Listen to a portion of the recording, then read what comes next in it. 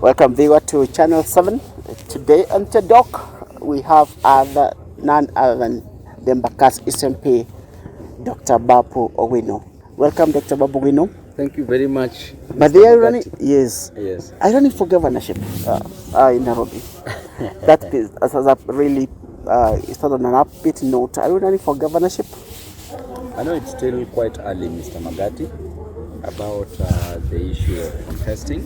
I have a contract with the great people of Embakasi East Republic, a contract to change their lives, a contract to offer services, a contract to ensure that all roads within Embakasi East and those that are still bad are repaired, are constructed, a contract to ensure that my people get fresh and clean water, a contract to ensure that my people get jobs, a contract to ensure that I construct schools and renovate schools, a contract to ensure that my people go to school by giving them bursaries, and that contract is what I want to focus on still. And then at the right time, I will come out. But as I always say, that I'm so overqualified for any position in this country. I'm overqualified to be a president of the Republic of Kenya. I'm overqualified to be a governor of the great Nairobi city. I'm overqualified to be a member of parliament in Embakasi's constituency. As you can see, and you being among them, when we were talking a few minutes ago, you were advising me to go for president. So my supporters are torn in between going for president or governor. As you can clearly see, there's a lot of pressure from my supporters. Some are saying go for president, you're the only person who can beat Ruto easily. Some are saying take the governor. But at the right time, we are going to announce, we are going to tell people what we want, we are going to serve our constituents. At the right time, we will come out clearly. When it comes to Nairobi governor, there is no opponent. All the opponents who are there are unworthy, as you can clearly see. There is no any opponent to that seat. The incumbent, Bore, ako chini sana. Even if he vies against himself, he'll still lose. So we are spoiled for choice. You're saying it's an unworthy opponent. Do you mean it's not offering the right services to the Nairobi County residents? Unworthy opponent means that these people are not qualified to take that position, to take the position for the governor of Nairobi. Unworthy opponent is an opponent who cannot serve his constituents. Unworthy opponent is an opponent who steals, defrauds money meant for services for Nairobians. That is an unworthy opponent. Some opponent has been... Or unworthy opponent is an opponent who graduated in a cyber cafe. Cyber cafe, that is where he printed his degree certificate. So his university is a cyber cafe. But he was not challenged and he was left off the hook. You know why? Because the system wanted him to be the governor. Otherwise, he ought not to have even been a member of the county assembly. He doesn't even qualify to be a member of the Nyumba Kumi. Talk about your humble past, perhaps that dictate where you are heading at the moment. Yeah, I've seen you saying about growing up in your land. Perhaps briefly as we have a conversation on your way forward.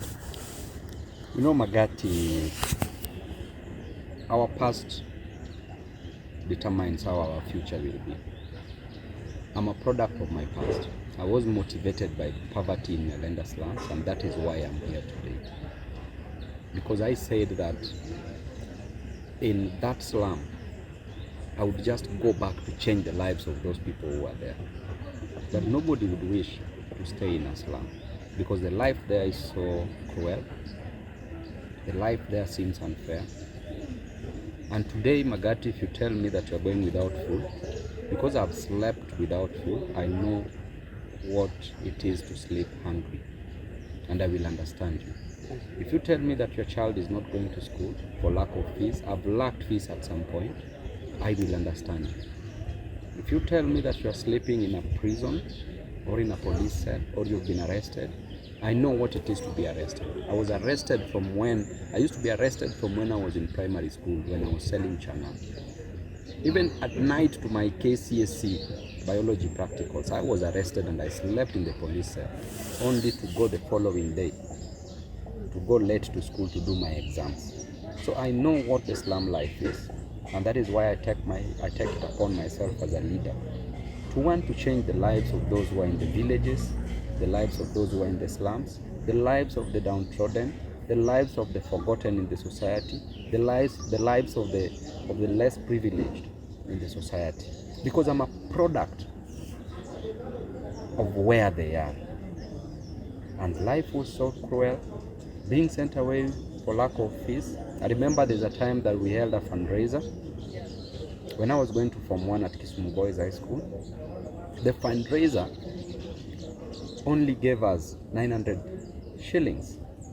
The guest of honor gave us 200 shillings, but that is what they had. The house was full. Some people were giving us 10 shillings, some 20, some 50. The guest of honor gave us 200, but that is what they had. They wanted their son to be educated, and that is why up to date, when I see a child not going to school, I feel so bad, because I'm a product of education. Were it not for education, I would have never left Kisumu to Nairobi.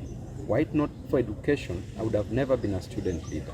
Were it not for education, I would have never been a member of parliament.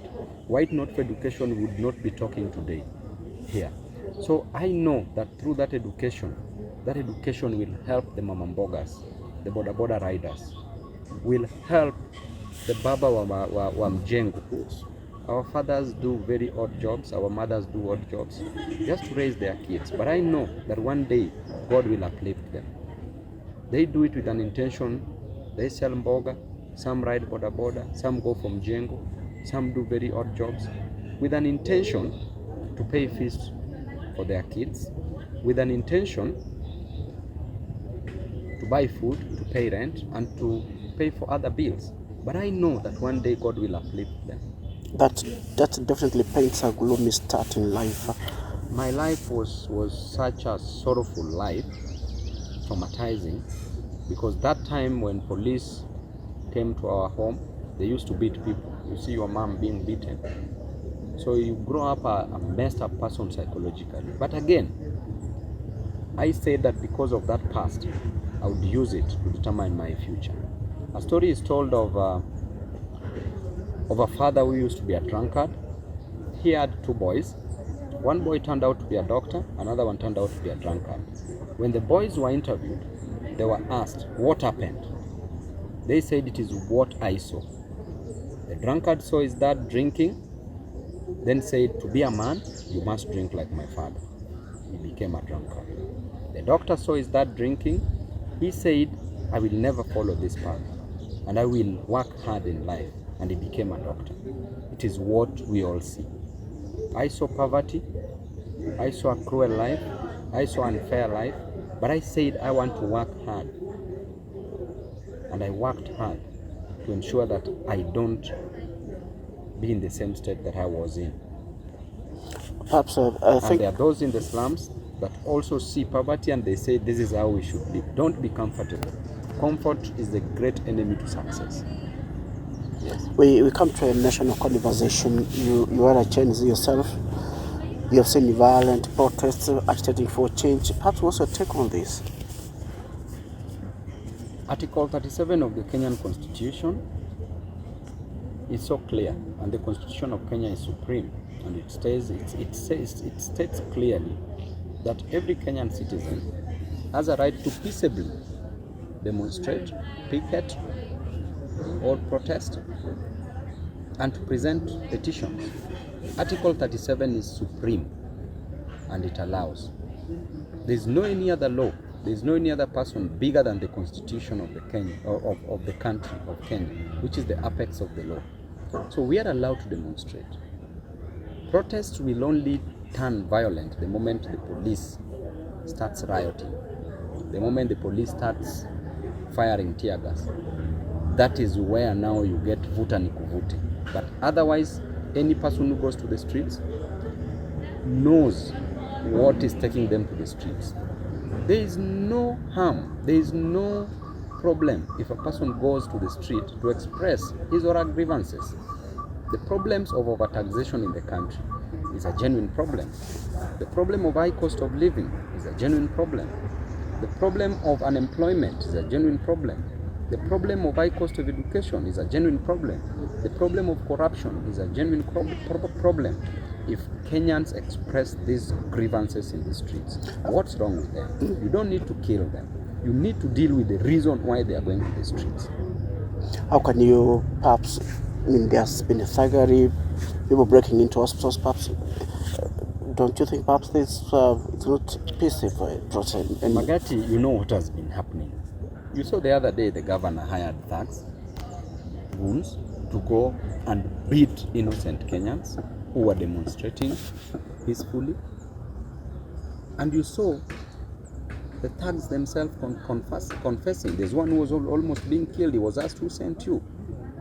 When he was nearing death, he said that he was sent by the governor of Nairobi, Sakaja.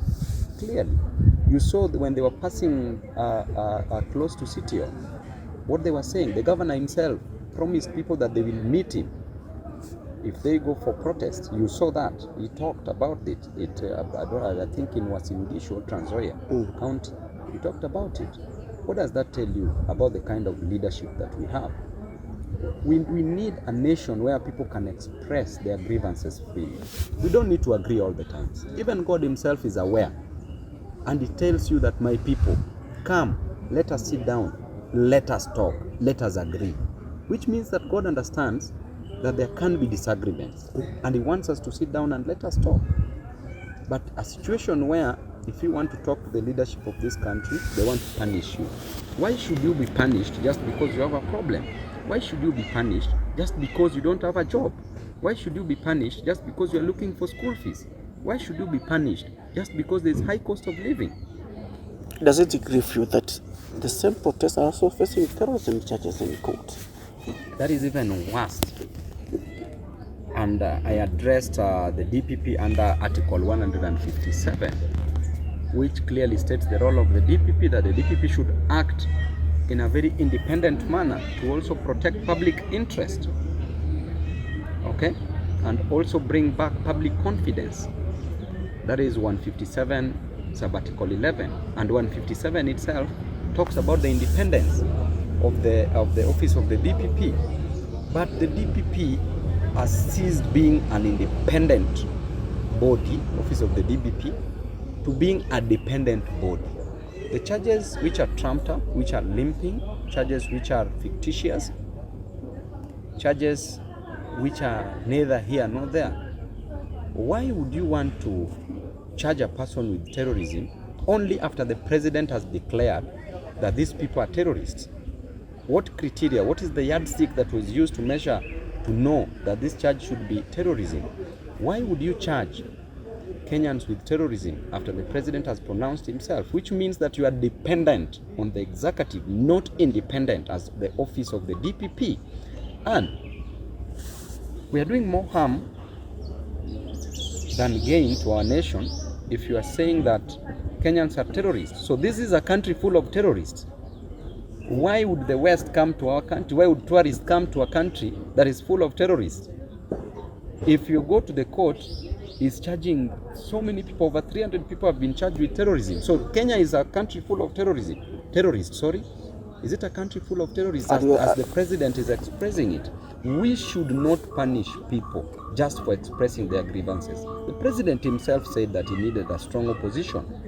When the opposition is strong, under the doctrine of separation of powers, checks and balances, that was opined by a gentleman called Louis Montesquieu, the Baron, from France in the 1940s. He talked about the doctrine of separation of powers, checks and balances. Why should we not keep the executive in check if they are running amok with the excesses of the police, with the excesses of the executive? There are those who feel like you are not escalating your anger to your party boss, who's also in bed with the state in the context of the broad-based government. You know, I talk about the government. It is the government that is in power, the Kenya Kwanza government. The decision that is made by ODM to join government, ODM has structures. There are people who can better respond to that question. I'm not even a polling station representative within the hierarchy of ODM. I have no position in ODM, so ODM can speak for itself. There are people who can speak on behalf of ODM, but me as a leader, I was in the presidential campaign team. After elections, we were in opposition. Now, as a person who is in opposition, what am I supposed to do? To keep checks and balances to the excesses of the government. That is my role. If ODM decides otherwise, then there are people to answer that. That is their decision. But the decision of Babu Owino, who is also a leader, who people lined up to elect, will also work for the people. People have seen you crisscrossing the country, and they feel like perhaps more than governorship, you deserve more. You said about running for presidency, running for governorship. What time do you think is going to be ripe for you to make the right decision about the higher office that you want to run? I know, Magati, when we were talking earlier, you told me, Babu, take my ID, I'm going to vote for you as a president. and nikakwambia bana, you need this ID to do other transactions. At the right time, I know, by the end of this year, we shall be clear on what we want. I'm already clear on what I want, by the way.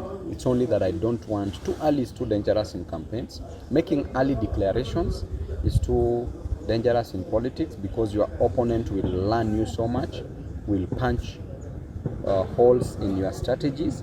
So I want to come at the right time. The campaign should always be short but intense. And I told you that a good leader must be tactful, have tact as a good leader. Tact means that God has an opportunity to destroy the devil, but he leaves the devil tactful. If he destroys the devil, nobody will ever sin. You can never go back to God. Tact means that there's a pope who used to say that every morning when I wake up, I must greet the devil. Okay? So, you must have tact. You must have strategy on how you are getting to the seat. You must have the people, and you must have resources. When you have the combination of 4 things, then you are good to go. So at the right time, it's going to come. I don't want to make early declaration, but I know what I will be. It's not just running. Everybody will run. Many are called, few are chosen, but one is elected. Mheshimiwa, if you look at the emotions, the anchor among Kenyans, is it an agitation for a change of leadership in the country? And if it's an agitation for the change of leadership in the country, who do you think is an alternative? Kenya as a nation has a big problem. When every Kenyan citizen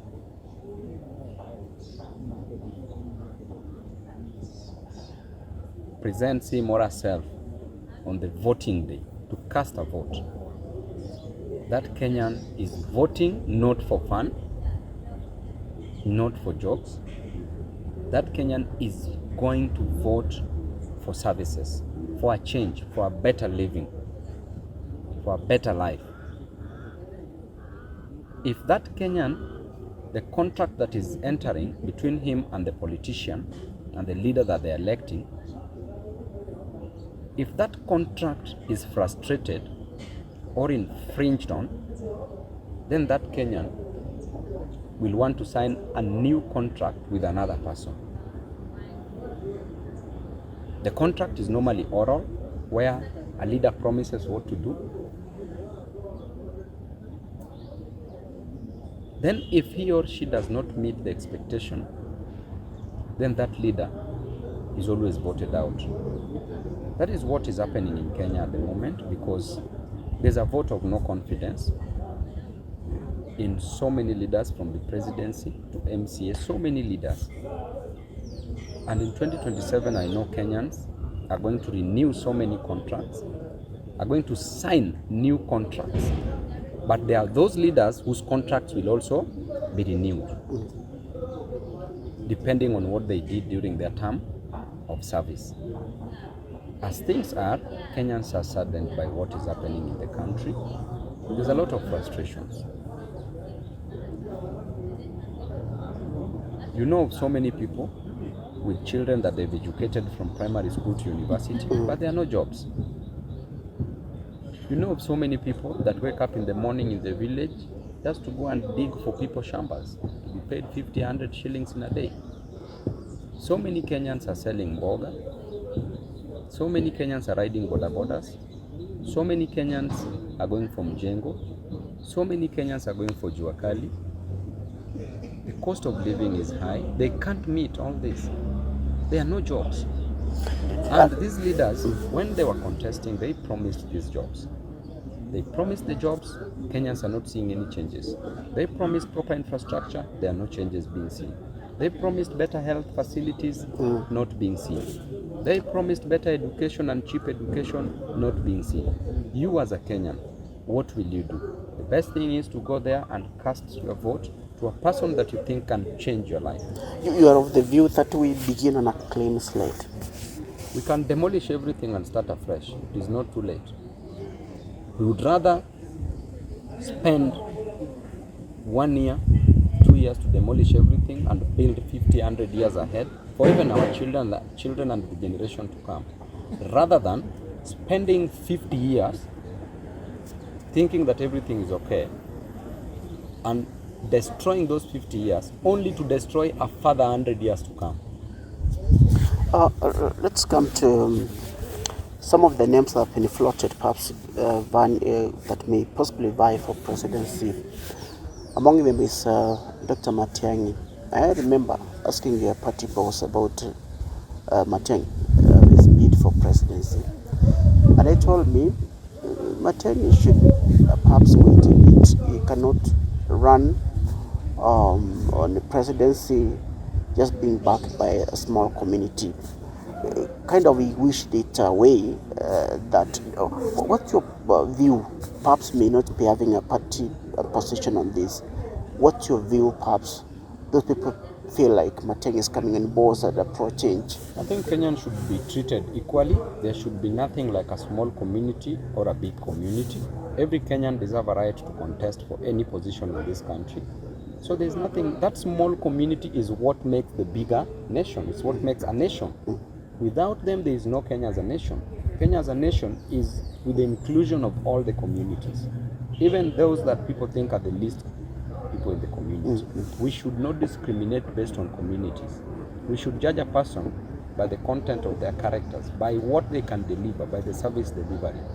My only prayer is that the opposition should be united and bring one person that is going to face the government of the day.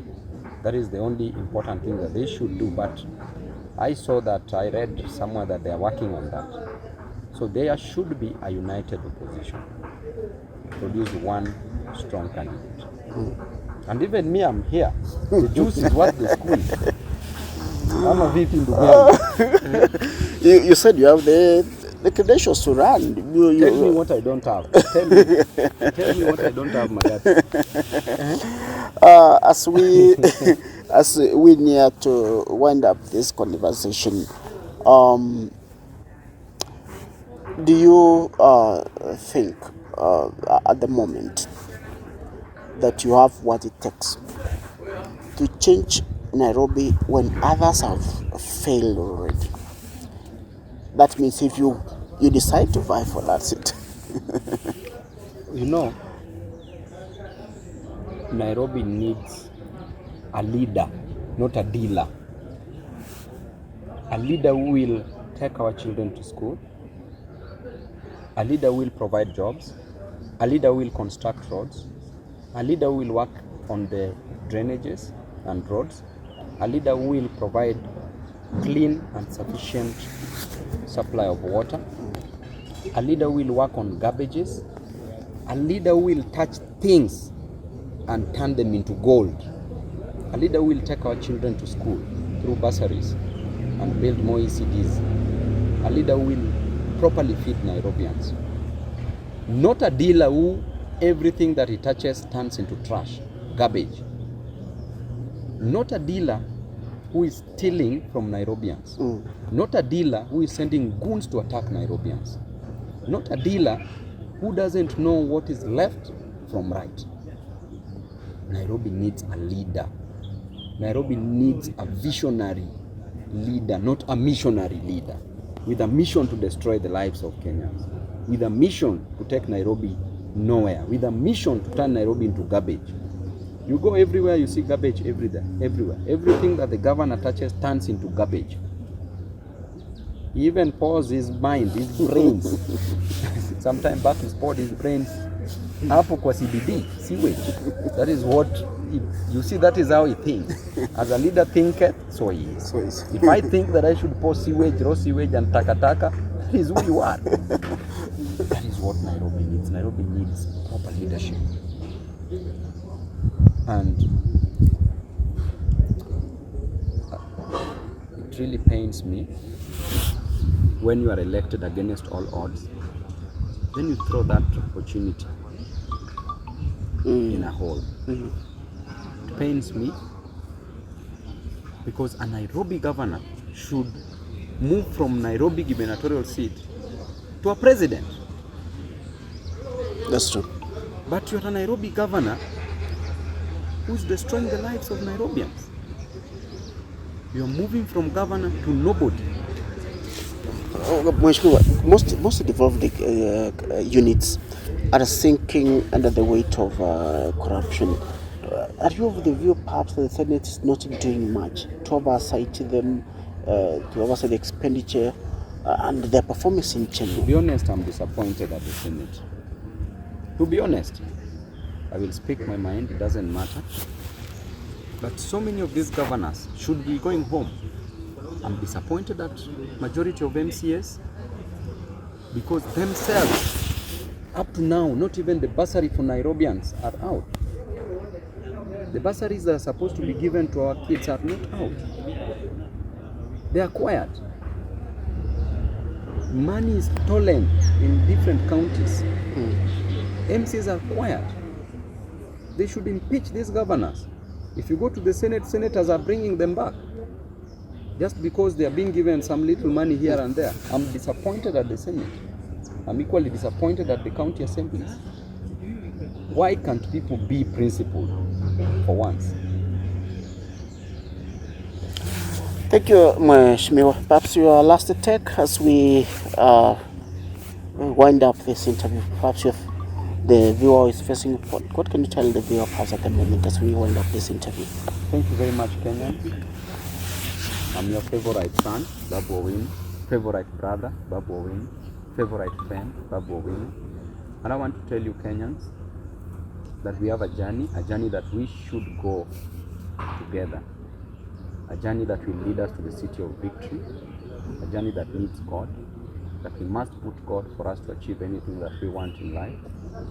And this journey, no matter how difficult it may be, no matter how hard it may be, no matter how thorny it may be, we also know that it will not be a bed of roses. But I believe that if we unite, if we go together in this journey, we will make it. Never lose hope. Let us keep on fighting. The only useless person in the world is a dead person. So long as you are still living, we thank God. Just by the fact that you have that health, we thank God. And I believe that you can be anything from who you are. I believe that you can make it. Let us keep hope alive and let us fight on. For I believe that change is coming and change must come. The change is you and me. Let us make a decision, a bold decision, a wise decision to ensure that we take this country ahead and to ensure that we achieve the best for every Kenyan citizen. Thank you and God bless you. Thank you, Mheshimiwa. Thank you, viewer, for being with us. Today we had the Mbaka's SMP, Babu Owino. There's more he could have spoken, but that's far that we could capture today for you. Thank you, Mheshimiwa, for honoring this interview. Thank you so much. Yes.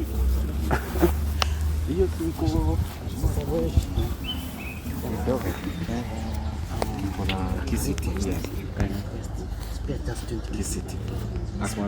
No. Spare just